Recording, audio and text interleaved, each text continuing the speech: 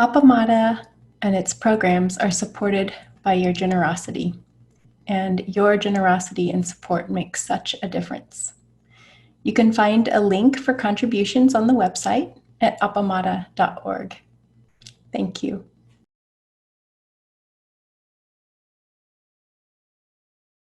Good afternoon, everyone, or evening, depending on your time zone. We'll start with a few minutes of sitting and let other people join in who might be coming in just a little bit late. So we'll sit for about 3 minutes.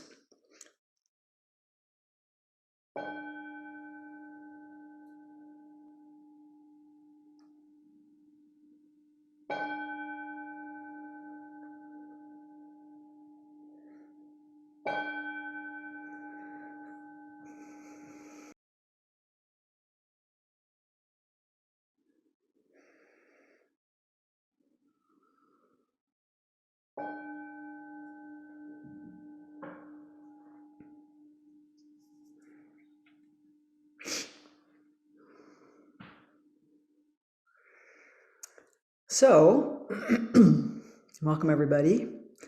I'm happy to see you. And I hope you have been thinking about these models of cause and effect that we have adopted, let's say. And today I want to talk a little bit more about that background so we understand a little bit better where some of our beliefs about cause and effect have come from. They actually have an origin story. So last week we began to investigate our implicit and explicit models of cause and effect. But before we talk about the evolution of cultural and philosophical models of cause and effect, we should consider the embodied experiential development of what has been called the scientist in the crib. So this takes us into the inquiry into the personal development of cause and effect models in individuals. So from the moment we're born into a blindingly bright, loud, rough-textured, and chaotic world, we struggle to discover the laws of a cause and effect. So our methods, at that point, are simple bodily movements and senses of an infant. What happens when I smile at a big person? What happens when I flail my arms and legs? What happens when I cry and when I poop? What is different when I'm alone and when a big person is there? So we conduct thousands of experiments every day as babies, toddlers, and children. These experiments and our interpretations of their results provide the primitive causal models that form the basis of our reality, including hundreds of propositions, such as, if I make a funny face, they are not angry anymore, some of the time. I can sometimes tell a lie and nothing bad happens. If someone is in a bad mood, hide in your room until it is over. What happens if I get hurt or sick? Oh, I see. What happens if I get very mad or very sad? What happens if others get mad or sad? The big people or my friends? What happens if I make a mistake or break a rule? And how can I find out what the rules are anyway?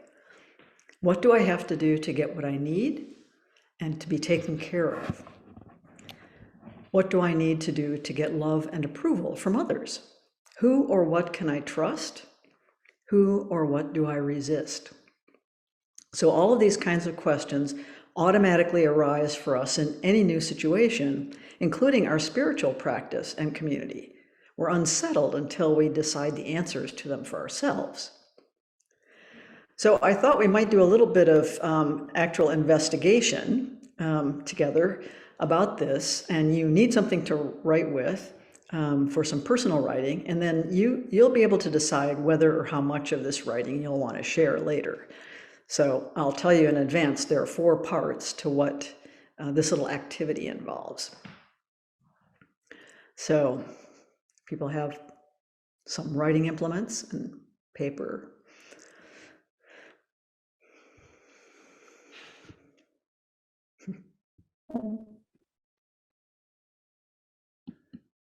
Okay. the first part. And I want you to take a couple of minutes to reflect about this before you write anything. So we're not in a big hurry. Don't feel like you have to rush into it. You're going to need to think about this for a little bit.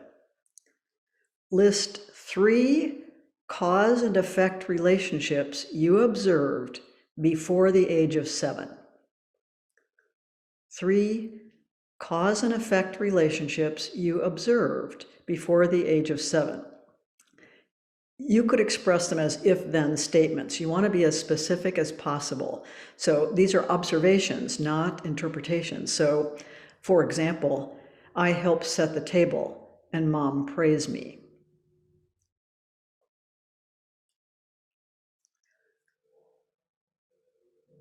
This is the first part. 3 cause and effect relationships you observe before the age of 7. And take a couple of minutes to reflect. There's no big rush on this.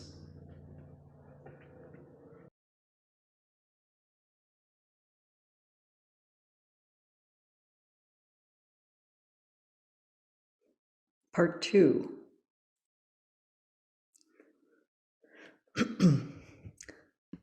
The general rule you developed for yourself for each of your observations. For example, in my example, if I help, others will approve of me.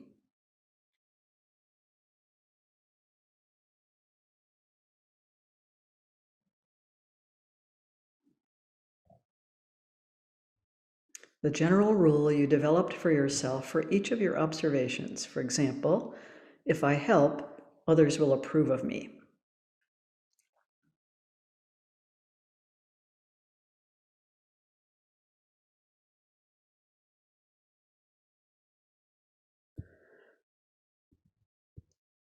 Three, the expectations of others each rule created in me.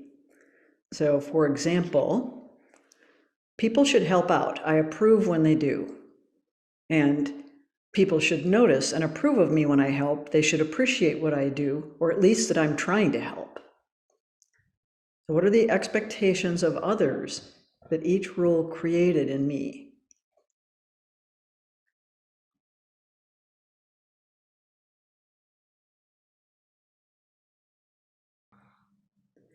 For the fourth part, consider the problems and dangers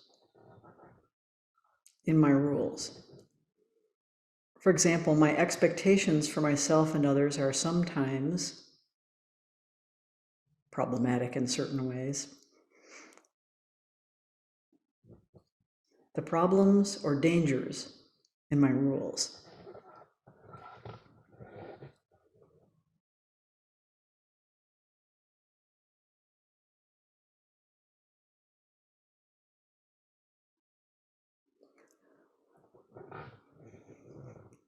So Kim, we want to have some breakout rooms. I think we want groups of 4 for about 25 minutes and leave me out of it. So I think the way they've done that in the past is to just create one extra room and put me in it.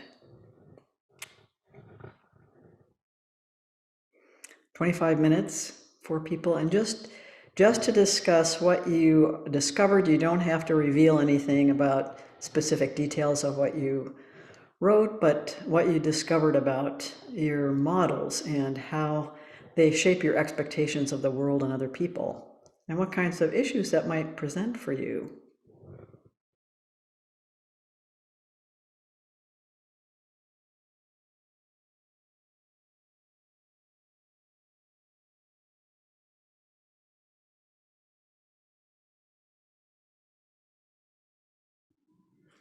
So if anyone would like to report out what they noticed or what they observed or what they discovered, there's a little button in the lower right hand corner of the window that says reactions. If you click on that, you can raise your hand. So let's see if there are some things that you'd like to share in an event from this experience.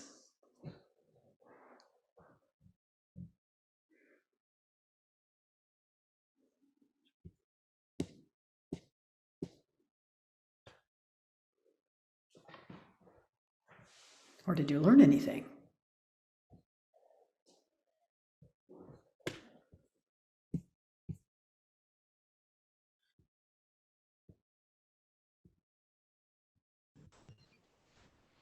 We had a really interesting group. And I think that I learned a lot from writing and exploring my own stuff. But being in the group, it helped. It really, really was rich to hear about other people's formative experiences. And, some were similar, but some were quite different.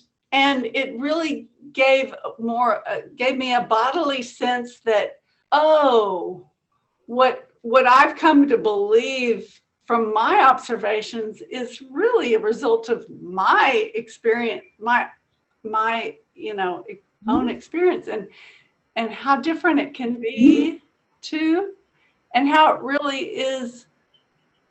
I don't know what I'm trying to say. It's not me and it's not them, that it's all part of how we formed this thing over our development, the course of our development. That's such a good observation, because two people, Breakout was very helpful. yeah, two people can have fundamentally the same observation and have a different interpretation for what it means for them, even as infants. So because we come in with certain personality tendencies, an appetite for risk versus an appetite for stability. There are lots of tendencies that we come in with that influence the interpretation we make of what we've observed, right? So that's what's so interesting, I think, about hearing these experiences. Yeah, Kim.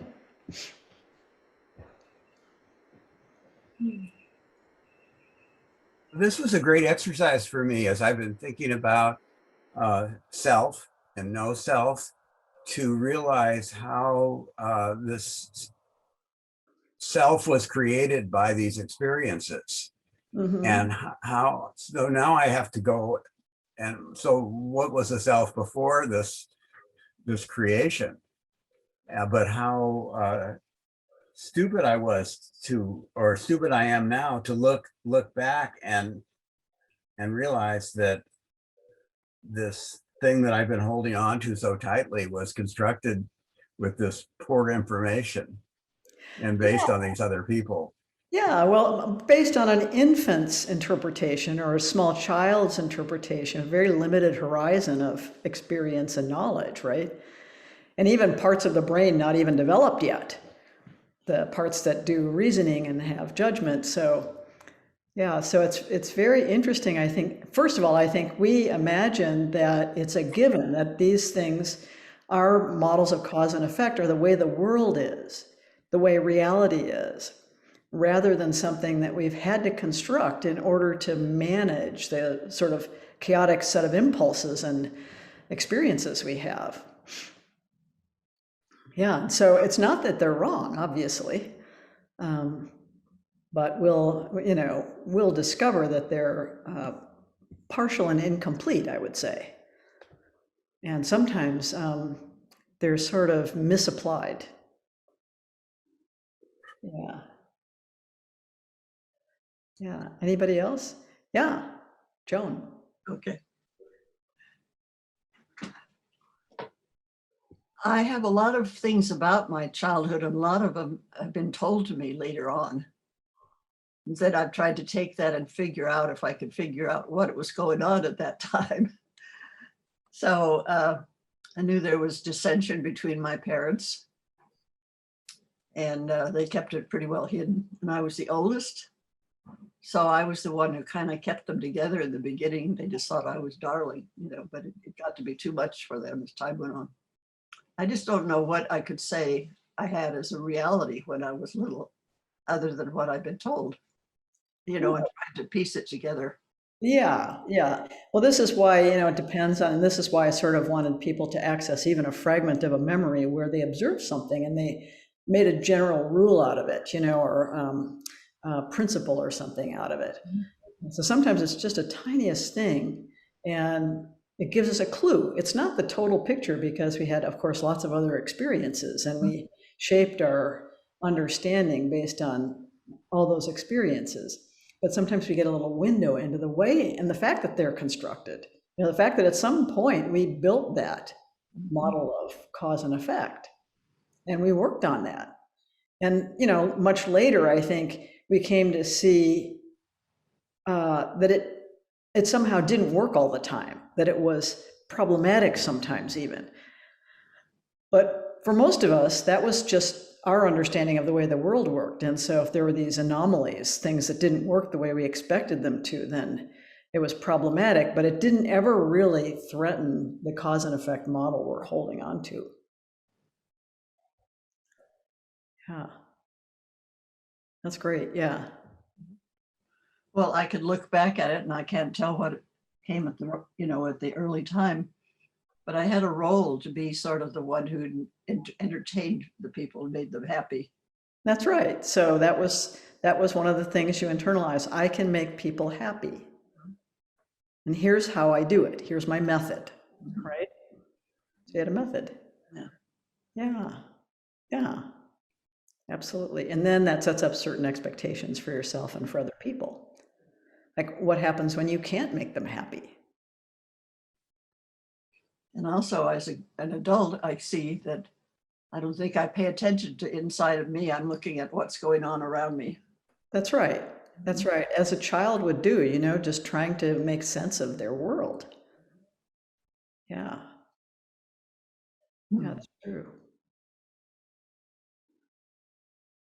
So Maria? Hi. Yeah, I think I learned very early on to keep everything in and to not share anything upsetting, to be happy, to be okay, to be the fixer, the helper, and that kind of thing. And I think what's interesting for me, what I've been learning over the last year or two through the pandemic and being part of Appamada is being able to create enough gap to sort of look at cause and effect, because I think you really need to sit to really spend time with everything that's going on. I think that's what the blessing from this pandemic, I think, even though it's been awful, has given me. And that kind of it can be easy to think somebody said something and it hurts me, so it's their fault. And I think what I'm learning is because as that gap's getting there, it's like just because it's obvious that they've said something hurtful doesn't mean it's their fault that I'm hurting. That there's all these beliefs and ideas within me that I've not even registered until I've been sitting, that have just been subconsciously going on, and that being able to kind of really sit with them and create a space, I can really begin to see that my part in that, that all blames into one, that, the whole situation, I'm a part of this, and my reactions, my triggers, what's causing all of that is part of it, not just because someone's obviously not being nice. It doesn't have to necessarily mean that I'm going to be hurt. It's That's all right. my conditioning and beliefs and ideas that are creating my response, the impact on me, not just their fault. And that's something I've found really helpful and really wonderful to kind of begin to unravel and see. It's so true. And then you begin to see, oh, it's their bundle of conditioning, it's their bundle of their past history, their models of the world that they're projecting out of, that are creating the way they are and the way they're being. And so you start to get really interested in what would have to happen for someone to have that motive or to express themselves in that way. I call this the anthropological view because it's like when you get dropped into another culture as an anthropologist and you have to figure out, people are doing all kinds of outlandish things. You have to think to yourself, now what would they have to believe for that to make perfect sense here, right? So it's kind of interesting when you apply that in everyday life, what would a person have to believe for what they're doing to make perfect sense? And that automatically creates a little gap between what they're projecting and what your experience is, because you have this sort of curiosity. It's a friendly curiosity, like what would have had to have happened to this person? You know, you see a person who's being very cruel, it's automatically gets your back up and you start to get angry, you know. But you have to understand what happened. Babies aren't born cruel. What happened to this person? And out of that curiosity, you get a little space. Yeah, it's just exactly what you're doing, this investigation. But as you pointed out, and I think this is true, we have to get still enough and silent enough and reduce the distractions enough to be able to create that space. Yeah, that's great. That's a great observation.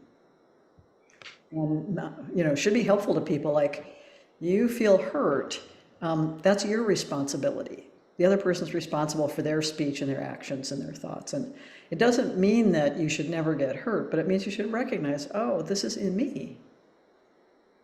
And what got touched there? What part of me got, took that on as something that belongs to me? Yeah. And I think that Cohen's don't be predictable is really helpful in kind of stopping, pausing, and it helps you notice what is predictable about what am I doing that's predictable. And then you really start to begin to see the patterns and what you're doing that's automatic. Absolutely. Absolutely. Yeah. Yeah. So this is great. It's very helpful sharing these things, I think, and hearing the way other people are making sense of their experience.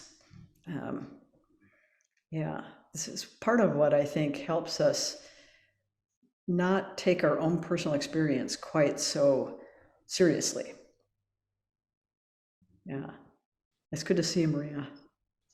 Yeah, you too. Joel, I think you have your hand up. Yes, indeed. Thank you.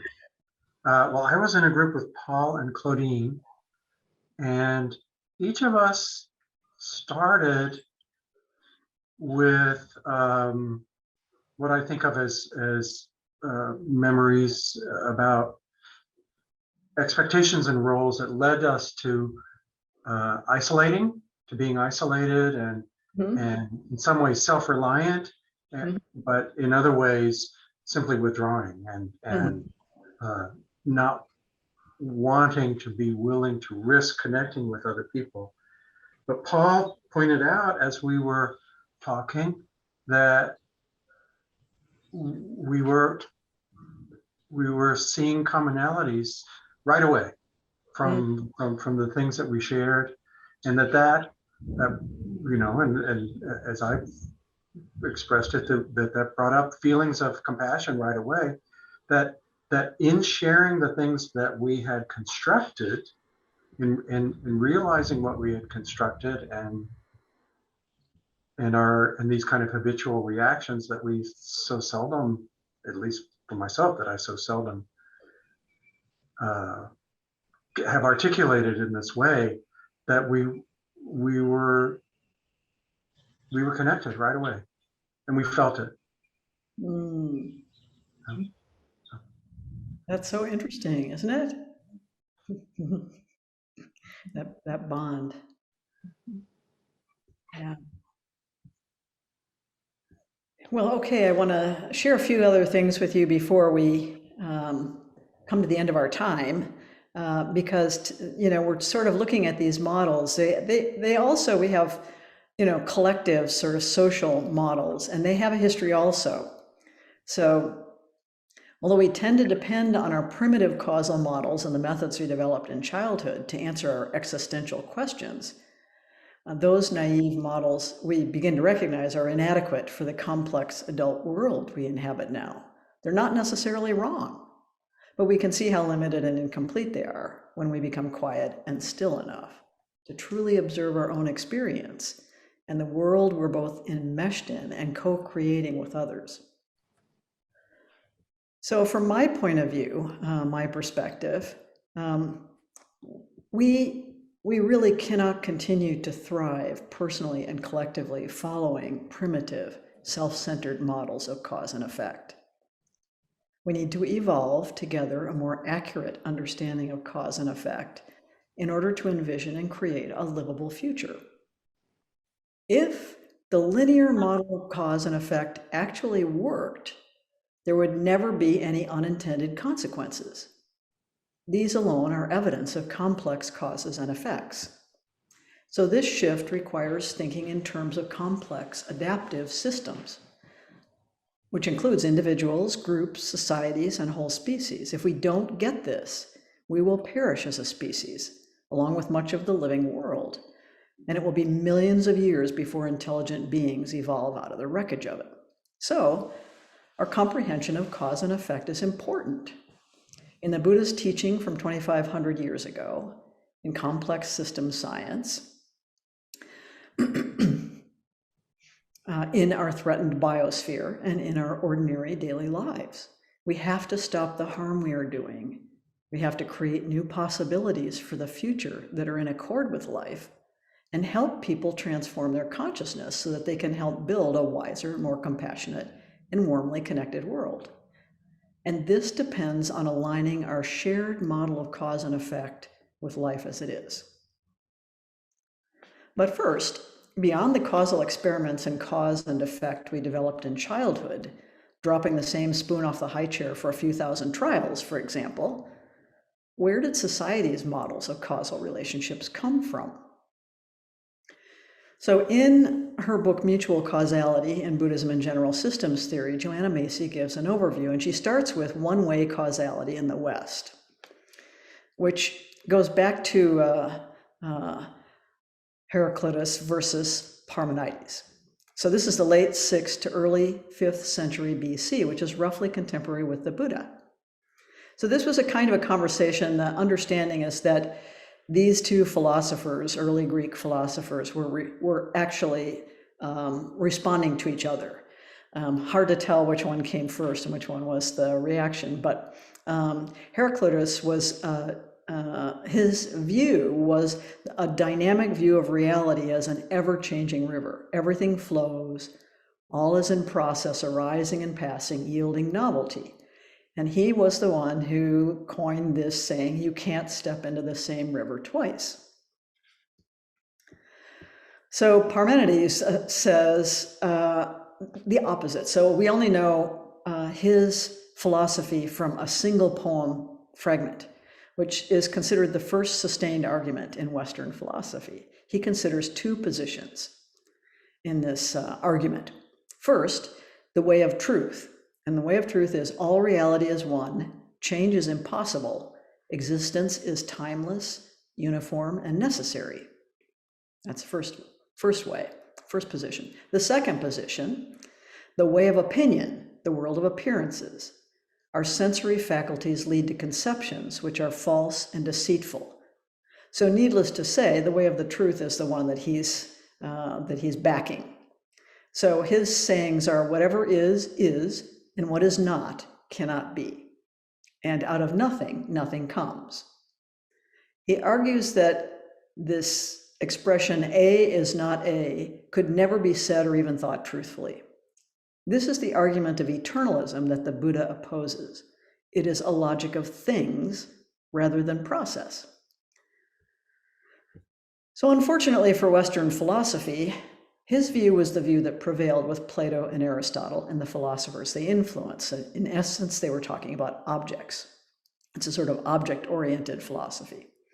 So although Aristotle, when he came along, gave a little more credibility to the empirical world of experience, he allowed the reality of change, but still assumed that stability or permanence was primary. So something had to happen. Some external agent had to cause change. Everything must be moved by something else. For matter itself is passive and inert. So as Macy says, Aristotle created 4 categories of causation or change, and this profoundly shaped categories of the Western thought that followed. So I'm going to put this up so you can see it in person. Okay, where is it? Here. Nope, that's not the right thing. Okay, where are we? Okay, That's not the thing I'm looking for. Stop the sharing. Let me share see if I can get this up here. Okay, are you seeing this? Aristotle's categories for the causes of phenomena. Okay. So Aristotle's categories, this is the causes of phenomena, the material cause, that is the stuff something is made out of, the clay of a pot. The formal cause, which is the form a thing takes, the shape of the pot. And the efficient cause, something acting externally upon it as the potter to the clay. And the final cause, the thing's purpose or the goal the potter had in mind. So of these four causes, I'm going to leave this up while I talk a little bit about this. The first two, material and formal, are motionless and incapable of change. Only the efficient cause moves. The fourth acts only by attraction and without itself moving. So if change occurs, it has to be pushed into existence by the efficient cause or pulled into being by the final cause. On both their parts, that action is unilateral and unidirectional. So Aristotle's logic took him to the same place of there has to be some unmoved mover at the beginning. And so he comes to an argument for the existence of a god or gods that are the unmoved movers. This actually influences all of the rest of Western philosophy. So what I want to do is talk a little bit about this. And I want to read you what Joanna Macy wrote about this. It's just a couple of pages, because I think she's really clear about how the sequence of how this entered into our contemporary consciousness about causality. So Aristotle's God was a God whose unidirectionality of influence is so thorough and uncompromised that he's subject to no external action. This God cannot respond to lesser beings or even have a thought outside the divine self. This is the unmoved mover that is at the start of everything. And she says, in the 3rd century, Hellenistic philosopher Plotinus took one-way causality and casted an imagery that strongly stamped subsequent thought. In seeking to understand the one toward which his soul and intellect yearned, this Neoplatonic mystic borrowed the image of the sun. So this was his metaphor, was the sun, which he saw shedding its effulgence without being affected in return. So this is the unmoved mover, the God at the start of everything. Plotinus viewed creation as a kind of overflow of the one, and all things as emanations of this eternally perfect, unmoved, and sun-like one. As being radiates out from the one, like light from a light bulb, its power naturally and gradually lessens with distance, and entities become progressively multiple and impure, less conscious, less real, and less valuable. In this manner, what is eternally perfect produces something inferior to itself, without its own power and radiance being in any way lessened.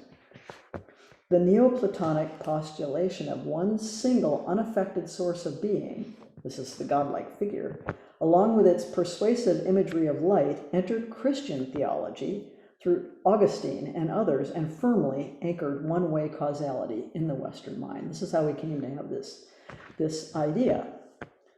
So a millennium later, this is 1,000 years later, the monumental work of Thomas Aquinas carried forward the one-way notion of causality and in explicitly Christian terms. Thomas used the logical necessity of the unmoved mover as proof of God's existence. Continuing to assume a one-way causal flow, he argued that God was necessary to avoid the only other and untenable alternative, infinite regress. In this fashion, the Hebrew God who interacted with his chosen people, scolding and making covenants with them, as well as the God of the New Testament who entered the world to suffer in human flesh, took on the Greek mantle of static perfection. From this fusion derives God's awesome features of omnipotence, immutability, and impassibility, for by logical necessity, God is incapable of being affected by his creation. Though considered to be all-powerful, he is yet unable to change and is above all emotion or response. This is going to turn out to be incredibly important in our understanding of feelings and thought. So Mary and the saints filled the gap between divine aloofness and human need. They were moved by the prayers of the faithful and interceded on their behalf. But when the Protestant reformers evicted these mediators, their followers were left with an absolute unmoved mover. His omnipotence and omniscience made the doctrine of predestination reasonable and even believable. To be aloof from the actions of others and unaffected by them became a sign of one's moral strength. We still have this view today, and shot through society in many, many ways. So as Shakespeare wrote, who, moving others, are themselves as stone, unmoved, cold, and to temptation slow, they rightly do inherit heaven's graces, and husband nature's riches from expense. So I think this is also the source of our Western view of sort of the pinnacle of meditation is to be some stoic individual who is unemotional and never touched by anything. And I think that comes directly out of this tradition where this is a belief of what the spiritual life is like. So Descartes' rationalism did not mitigate this one-way causality. In the radically dualistic move that separated mind from matter into two discontinuous realms, he accorded all efficacy to his idea of God, infinite, eternal, immutable, independent, all-powerful, and by which I myself and everything else, if anything else does exist, have been created. God's unilateral power extends to the very concepts the thinker can make about him. That is, as Descartes explained, he can derive the idea of himself from the idea of God, but not the idea of God from the idea of himself. So this is this one-way linear causal chain, right? And embedded even in this rationalist argument. Therefore, he concluded, the source of the idea of God must be God himself. By virtue of the Cartesian separation of mind from matter, the aloofness of this God now becomes emulated and mirrored in the aloofness of the human mind from the phenomenal world. This is the origin of our separation from nature and our inflicting violent destruction on it. Categorically distinct from this world of contingency and matter, mind can now imagine itself acting upon the world in a similarly impassive and unidirectional fashion. I have just a few more minutes if you want to stay with me. If you have to leave, that's okay, I totally understand. But we're about to talk about the rise of modern science. So the rise of modern science incorporated the unidirectional causal model, although unmoved movers and ideal forms, as well as Aristotle's formal and final causes, were rejected as both unnecessary and unempirical. Only matter and efficient causes remained appropriate to scientific inquiry, and both, in their different ways, were assumed to have a one-way relation to the conditions they produced. Explanations were sought by reducing phenomena to their basic components, that is, to particles, building blocks that could be uncovered by dissection and analysis. Changes in their condition were assumed to derive from an efficient cause or an external agent impinging upon them. With Newton's law of inertia, movement no longer appeared to be a secondary characteristic, less real than stability. But the notion persisted that an external force was needed to explain changes in velocity and direction.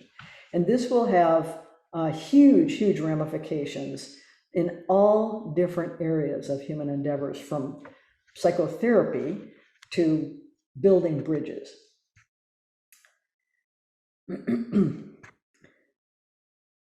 Newton's third law of motion, stating that every action produces an equal and opposite reaction, might seem to challenge the unidirectional causal paradigm, but Newton's religious beliefs remained firmly anchored in one-way causality.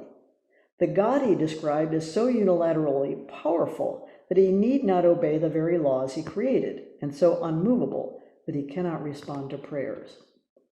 The logic of the one-way paradigm led to determinism, as Pierre Laplace, the French astronomer, demonstrated. For if everything is moved by something else, how could it act otherwise than it does?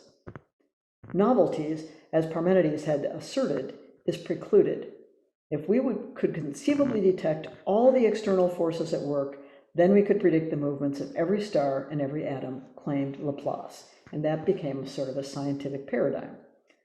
In contrast to such a view, and in a radically empiricist move, philosopher David Hume denied causal necessity altogether. Events have no necessary and objective connection, he said, beyond our observation of the way they succeed each other in time. To escape from the determinism implicit in the unilateral causal paradigm, Hume and his followers had to reject the objective nature of causality itself and retreat from any claim to know the external world. So this is the, random accidentalism. And we're the ones who create a cause and effect relationship by our observation. So even with the later advent of dialectical and process philosophies, unidirectional causal assumptions held sway. Hegel's dialectical progression of thesis, antithesis, and synthesis seemed to allow the new and unprecedented to arise. But what unfolds in this process is the rational principle or idea that is aloof from the random and inert material stuff of the world and shapes it unilaterally. So there's these forces. Alfred North Whitehead's process thought of a century later strove to give scope to creativity and the emergence of novelty. Yet he posited a Platonic realm of God and external and eternal objects, endowed with a one-way causal connection with the phenomenal world.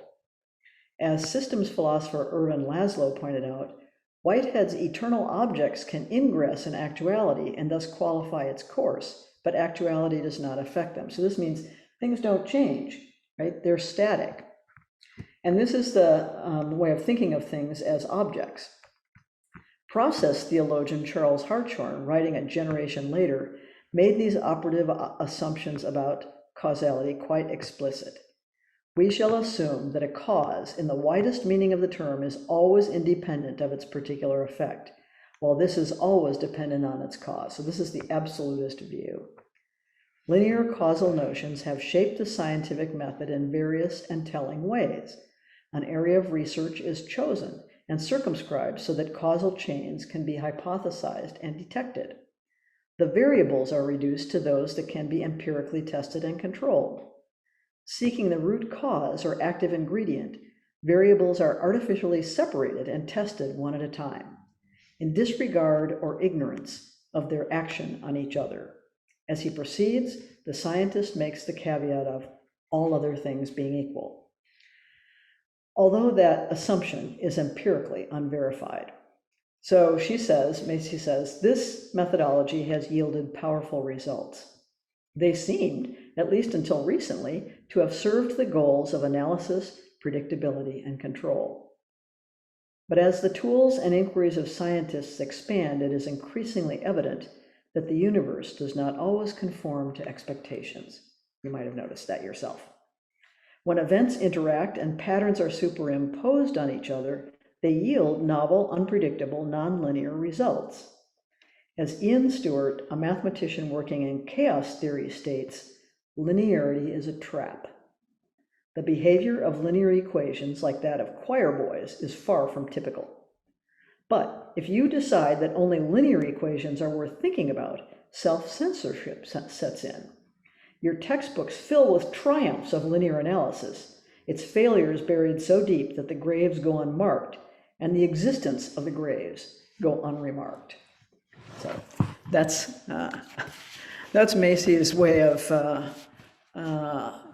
sort of tracing the history of this linear view of causality that we use almost unconsciously throughout society and individually as well. So, all right, I'll see you next week. I don't want to keep you any longer, but it's been great to share this with you. I'm having fun delving into this material, and next week we will talk about the Buddha's time and the kinds of models that he encountered in his own teaching. Okay, take good care of yourselves this week.